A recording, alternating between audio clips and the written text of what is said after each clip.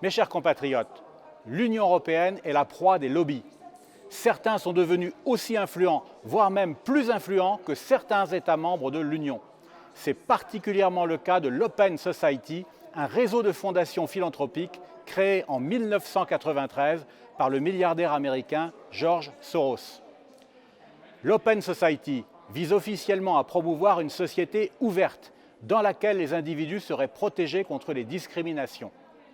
En réalité, cet idéal humaniste est une couverture pour dissimuler son véritable projet qui vise à détruire les nations européennes en favorisant les communautarismes, y compris le communautarisme islamiste.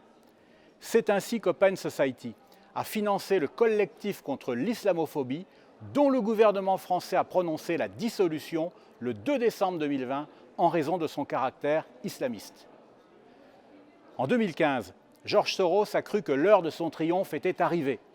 Se félicitant de la submersion migratoire qui engloutissait l'Europe, il a proposé à cette occasion à l'Union européenne d'accueillir dorénavant 1 million de migrants chaque année.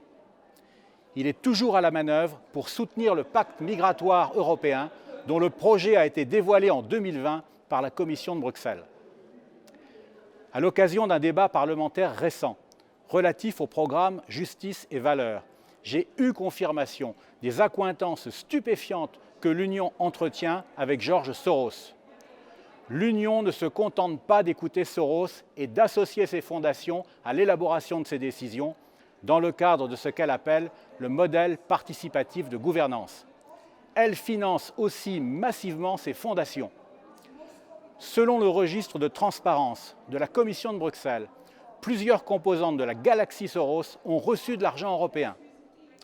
Plus de 10 millions d'euros pour Solidarity Now, une organisation destinée à aider les migrants.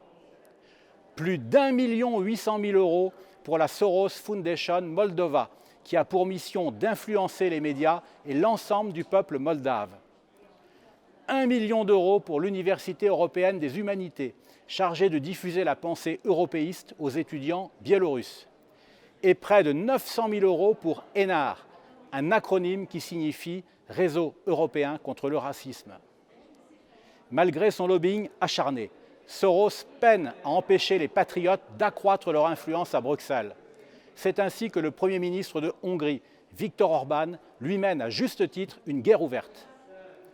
Pour tenter d'endiguer la montée de ce qu'il appelle le populisme, qu'il redoute par-dessus tout, Soros vient d'annoncer qu'il allait massivement financer la propagande antipopuliste pour peser sur les futures élections nationales et européennes.